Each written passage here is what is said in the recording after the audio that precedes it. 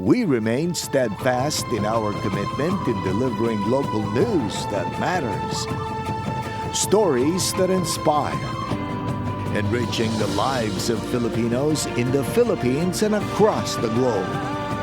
This is your GMA Regional TV. Buong puso para sa Pilipino. Ini ang GMA Regional TV Early Edition. Seguridad sang publiko, isa sa mga natutugan sa Barangay and SK Elections 2023. Miyembro sang Special Weapons and Tactics Team sang ICPO patay matapos matiruhan sa drug bypass operation sa Concepcion, Iloilo City. Duha ka lalaki patay sa pagpanglutang kag pagpangbuno sa La Paz, Iloilo City.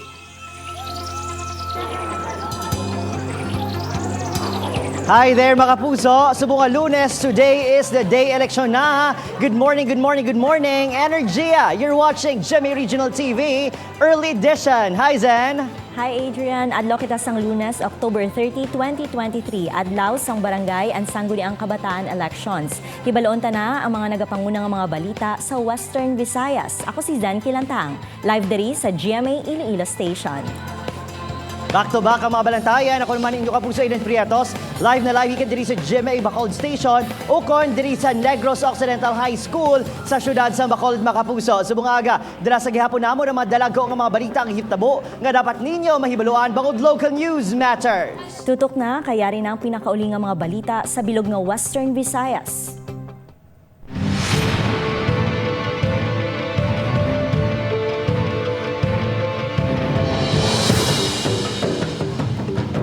Mga puso, ginaaligar, election-related incidents sa Western Visayas naglabot na sa 13. 115 ka mga individual nagkaladakpan bangod sa paglapas sa COMELEC gun ban. Si Kim Salinas nakatutok.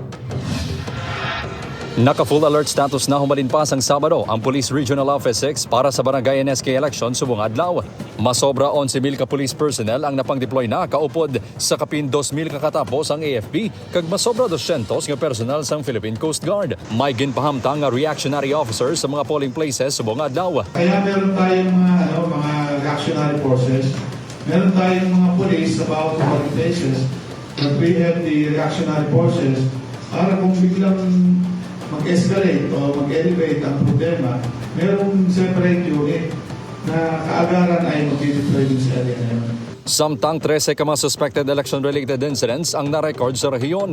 Sa records ng kapulisan as of October 27, pila lang sa mga insidente amo ang pagpamuno, pagbakal sang boto, oral defamation, pagpanglabo kag vehicular accident. Sa nasambit ng mga insidente, 3 diri ang ginkaulamiran sang barangay kapitan, 6 ang konsehal, 1 ang SK kagawad, kag 5 ang himata sang incumbent candidates. Sa 13, pulo ang under investigation.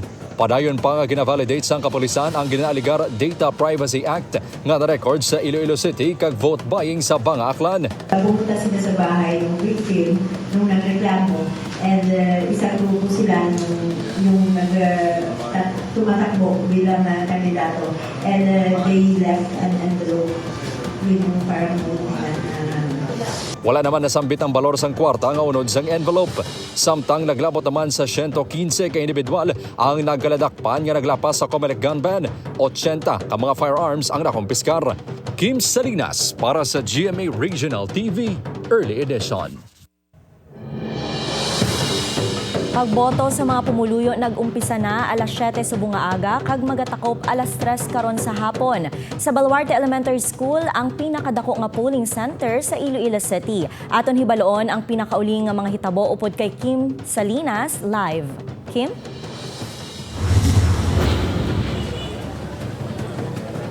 Zen, mga kapuso, yari kita subong sa pinakadako nga voting center sa syudad sang Iloilo sa Baluarte Elementary School nga may 57 ka clustered precincts, siyam ka mga barangay kag masobra ka 20,000 ka mga ginekspektar nga botante. That is why subong antes pa man magsugod tak na alas 7 kaina sang aga ang pinili ay para sa barangay and SK elections sa 2023. Talalo pang doon nga wala nagahubas ang mga botante pagwa kag pasulod diri iya sa nasambit nga voting center. So far sa ato sini nga observation kag sa pag-interview man naton sa mga botante nangin matawhay ang ilang pagboto no sa subong iya nga aga. May mga pulungkuan no nga nakaplastar mismo sagwa sa mga voting center nga mahimo mapungkuan samtang nagapila ang aton nga mga botante.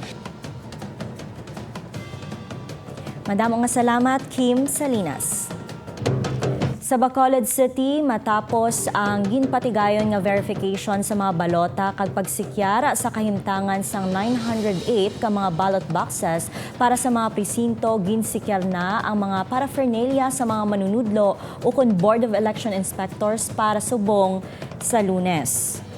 Hugot man nga ginapanugyanan sang COMELEC Bacolod kag Bacolod Police ang masobra 1,000 nga police personnel nga ipatuman ang no firearms policy sa polling centers. Ang mga police mismo santo sa layi ang nakaantad sang 30 metros gikan sa voting centers. Kung magboto, ginapanugyanan nga ibili ng armas sa upod. Makasunod lamang ang police kung may ara sang written order gikan sa mga manunudlo o kung may ara sang tensyon kag emerhensya.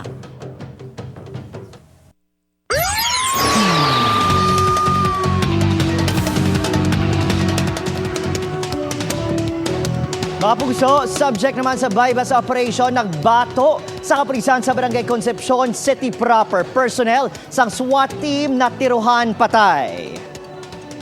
Ginakabig nga baganihan sa Iloilo City Police Office Staff Sergeant Michael Malan nga ginbawian sa kabuhi sa nagluntad niya shootout kahapon sang udto. Nga ginakasubo naman sang ICPO ang nadangatan sang amobi nga biktima. Ginkilala ang main target kay Glenn Iturriaga alias Bongbong kag ang upod sini nga iya man live-in partner nga si alias K kag alias Ivan. Nagdugay sa masobra 2 ka oras ang pagnegosyar sa kapulisan sa mga suspect antes ang maining nga nagsungka. Hindi naman magdubo sa 6 million pesos ang balor sang na-recover nga suspected Cebu sa mga arestado. May isa kita ka hero nga nadulaan sa kabuhi tungod gusto niya nga magbulig nga mapataway ang Iloilo City kag matap na ining illegal nga droga diri.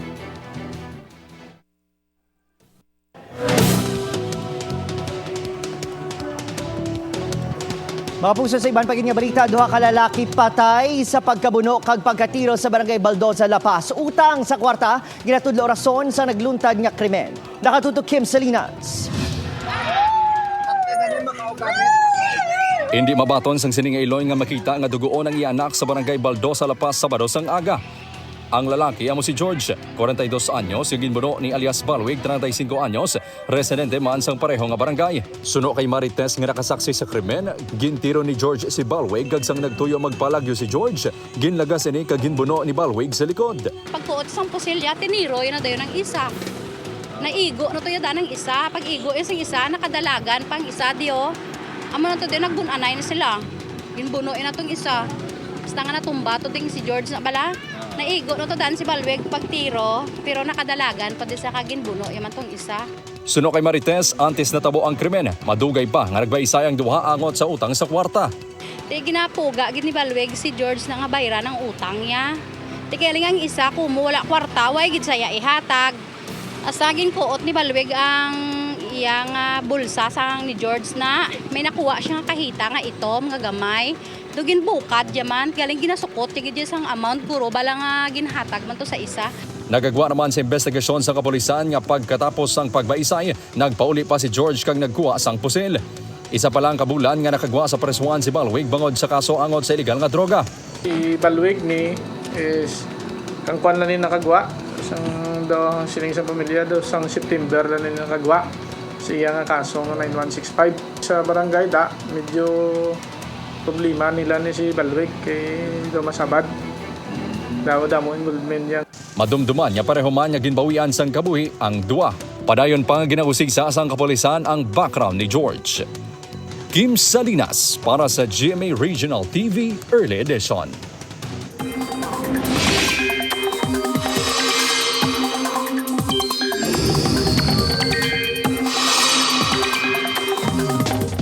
Mga Kapuso, subong nga adlaw sa barangay kag SK elections, pila ka bahin sang pungsod ang makaeksperyensya sang pag-inulan bangod sa isa ka bag-o nga low pressure area.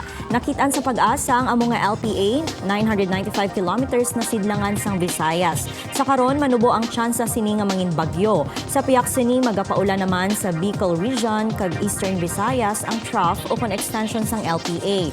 Magluwas pa sa mga localized thunderstorm kag hangin amihan nga nagaluntad naman sa Northern kag Central Luzon. Subong nga aga posible ang pag-ulan sa pila ka bahin sang Western Visayas base sa rainfall forecast sang Metro Weather. Magapadayon ini kung manginlaknagon karon sa hapon gani magdala sang payong o kon kapote sa pagboto. May mga lugar man nga makaangkon sang mabaskog nga ulan gani mangin alerto sa pagbaha o kon sa landslide. Ini ang GMA Regional TV Early Edition.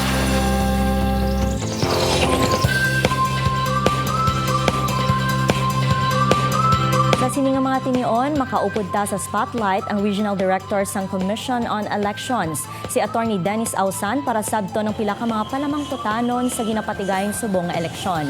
Good morning, Director Ausan, kag welcome sa GMA Regional TV Early Edition. Good morning, Zan, and good morning to everyone. RD, as of today, pila ka mga kandidato sa Western Visayas ang may pending disqualification case sa COMELEC, kag ano ang implikasyon sini sa ila kandidatura, especially ang mga magadaog? Sa subong, frankly, we do not have the exact numbers of candidates with pending disqualification cases. Bangod man nga ang iban nga mga petitions gin-file ni direkta sa aton nga commission sa Manila per our existing resolutions kag wala kita sang numero kung pila ini sila.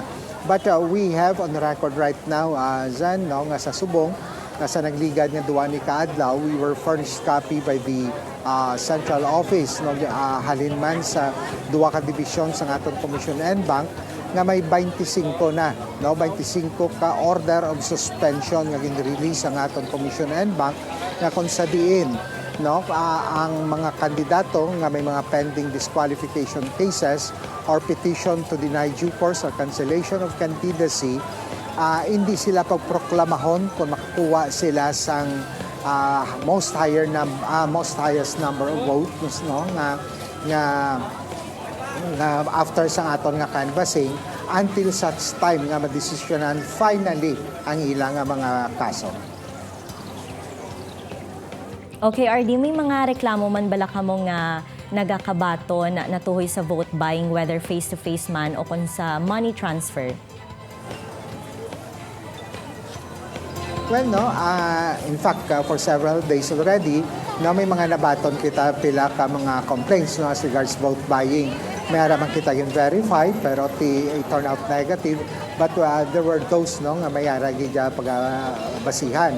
Kagkumpleto ang gin-file sa aton, and all these complaints nga kumpleto, we had it already forwarded to the law department for processing sang ila kaso.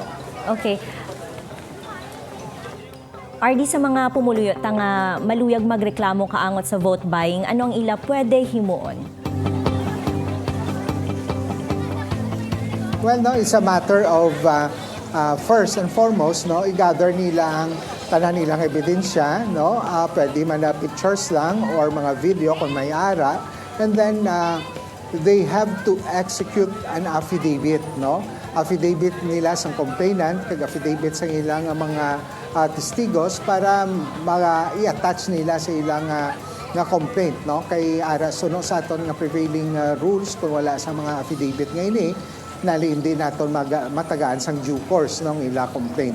So in the event na makumpleto na nila, may mga affidavit ka complaint, may mga affidavit sa ila mga testigos, it's a matter of going to the office of the election officer kung sa din sila nahamtang kag mag-file dira pwede na ina kay we have our committee on kontrabigay sa kada munisipyo kag kada syudad. Thank you very much, Attorney Dennis Ausan, Commission on Elections Regional Director.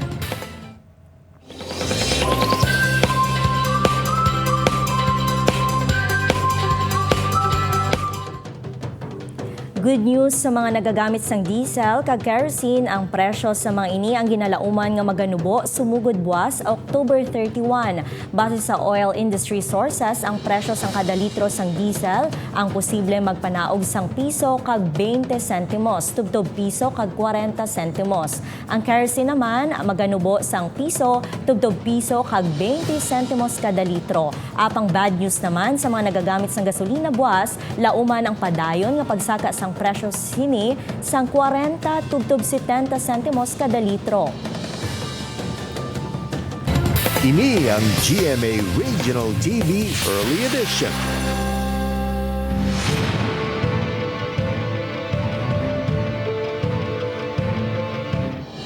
Seguridad kag visibility sa mga pulis kag militar sa duha ka mga barangay sa 5th District sang Iloilo. Hugot nga ginapatuman, ini ang gintutukan ni John Sala live. John?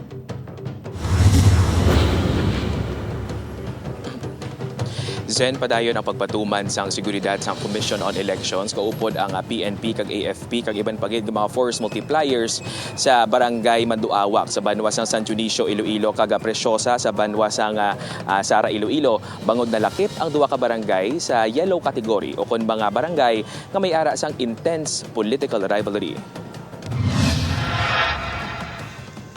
Hindi na bago sa mga residente sang San Dionisio, Iloilo nga malakip ang barangay Manduawak sa mga barangay nga mainit ang eleksyon bangod man sa political rivalry. Basta tion sang eleksyon, ara gina nagagwa ang ngalan sang banwa sang San Dionisio, ilabi na gid sa barangay Manduawak, San Dionisio, Iloilo. May ara kita duro, may ginpadala ang regional office nga siyam ka isa ka team nga gina-compose ang isa ka PCO kag 8 ka PNCO, which amo na siyang mabantay sang barangay Manduawak.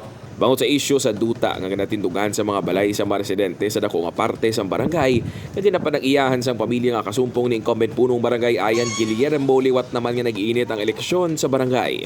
Suno sa punong barangay, nagtugas ang gamo kag kakulba sa barangay ang pamilya sang kasumpong sini nga si former San Dionisio Mayor Peter Paul Lopez. May ginbutang pa kuno nga gate si Lopez na nagaisahanon nga entry kag exit point sa isa ka zone sa barangay kag kasubo nga hindi makagwa ang mga residente sa among lugar. Ipaabot ko man sa Kaygob sa aton legal office provincial kag national if ever gid man i-close niya kay kun lang taon naton di na private eh. Ang ina nga karsada is road existing number 1. So ikaduwa both sides naara na sa aton nga mga beneficiaries, carper beneficiaries, which is ang aton mga farmers ang nag-handle sina to maintain. Apang suno sa kampo ni Lopez, bangod ginapanag-iyahan nila ang duta, mahimo nila ang luyag nila ipatuman sa lugar. Hindi man kuno matuod nga ginasirado nila ang gate. They have barangay office, but they have no lot nga ilagid. Ginasalbar kong pamuluyo sa barangay Manduawak. Kay kung ako magkapitan, hindi na napagwaon sang pakaisa ko. Milyon ang gasto dira sa barangay na para lang makapatindog ina. Pero they don't have secured a donation nga halin sa tigulang nga si Eusebio Deles Lopez na tiyo ko. Sulo pa kay Lopez, plano sang ilakampo nga magbutang sang personnel sa nasambit nga gate para sukton ang mga nagaagi nga dalagko nga truck kag mga salakyan. Samtang ginpayag man sang Municipal Election Supervisor nga sang nag-file sang COC ang magtimbang nga kandidato, nag-file man sila sang petisyon agud ma-disqualify ang isa kag isa. Ang ginfile ni Lopez bato kay Guillermo ang bangod sa moral turpitude. Samtang ang perpetual disqualification naman ni Lopez ang githimo basihan ni Guillermo sa iya ginpasaka ang disqualification. Bangod sini, ginpapanaugan sang suspension of proclamation ang duha ka kandidato. Ready naman ang among deployment sa PNP. May ara naman kita dira sa mga army nga na dira subong na deploy sa may barangay sang Manduawak and Bagakay. Ang PNP may ara man nga halin sa region nga deployment. Samtang mangod naman sa pagpanglutang sa incumbent punong barangay sang barangay Preciosa, Sara sa adtong 2019 kun nga agin paidalom ang barangay sa yellow category o kun may intense political rivalry. Amo ni ginatutukan naton nga hindi matabo ang silang una pang natabo. Nag-plaster sang isa ka team, no? Halin pa na last week sa barangay Alibayog wherein ang barangay nga immediate concerns sang Comelec, malapit lang dira kay amo na ang exit point ang Alibayog, Barangay Alibayog, no? Because nga ang barangay nga na suludlon na siya. Wala na exit point sa Puntaya Sina. And only the exit point ang Barangay Alibayog. That's why nga may trupa dito nga nagaman sang checkpoint. May dugang man nga augmentation ng kapulisan kag militar sa nasambit nga mga barangay para masiguro ang kalinong kag katawhay subong nga piniliay.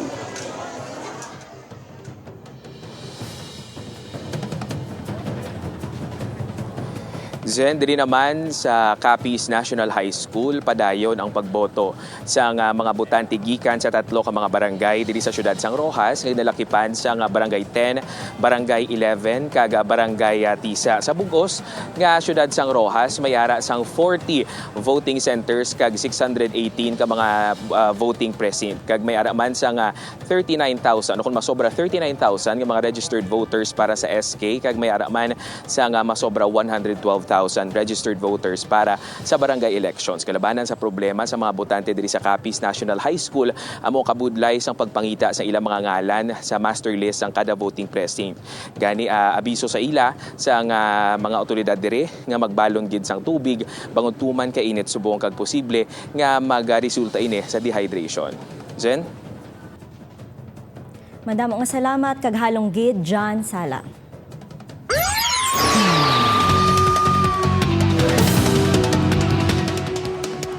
Samtang mga kapuso, madinalago naman yung nahimo sa Explosives and Ordnance Disposal Team sa Negros Occidental Police Provincial Office ang isa ka granada nga nakitaan sa Sipalay City Public Beachfront kahapon.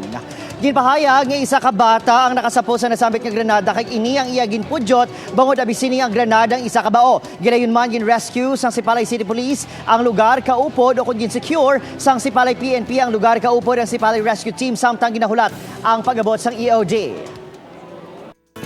Ginlunsad na ang Carolina Garden Museum sa Carolina Bamboo Garden sa Antipolo City. Ini ang ginpangunahan sang founder sini nga si Carolina G. Jimenez. Present man sa event ang iyabana nga si former GMA Network Incorporated President and CEO Menardo Jimenez. Kagang ila kabataan nga Sunday Butch kag GMA Board Member Joel Jimenez. Dito man si Florencia Gozon Tariela. Suno kay Carolina, luyag niya nga mahibaluan sang kadamaan ang importansya sang nagkalain-lain nga pwede gamitan sang kawayan pinaagi sa iya interactive museum. May presentation man sang The Bamboo Organ.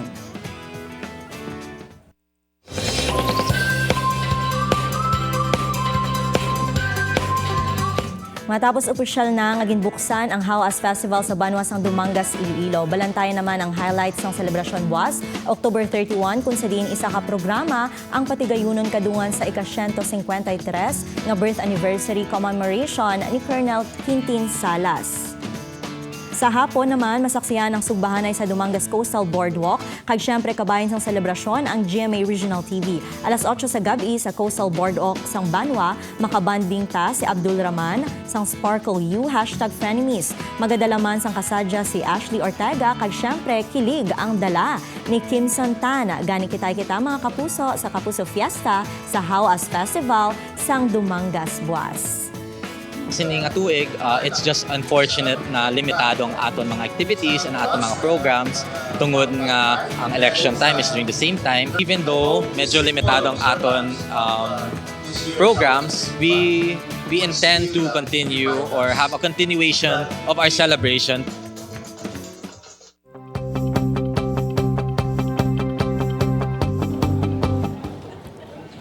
Zen, mga pugzong eleksyon ang oportunidad nga aton matuman ang madugay tanang nga mga handom ilabi na gid ang pagbago.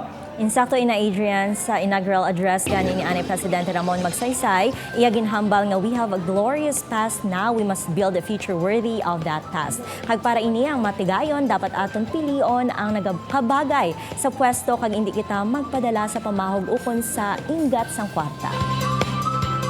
Mga puso, 56 days ago na lang, Pasko na. Madaming salamat sa pagtutok. Diri sa amon syempre sa GMA Regional TV Early Edition. Updan nyo kami halin Lunes tugtog Biyernes. Mahimo nyo nga malantaw ang aton episode sa www.gmaregionaltv.com. Kag mag-subscribe sa aton official YouTube channel, GMA Regional TV. Ako si Zen Kilanta.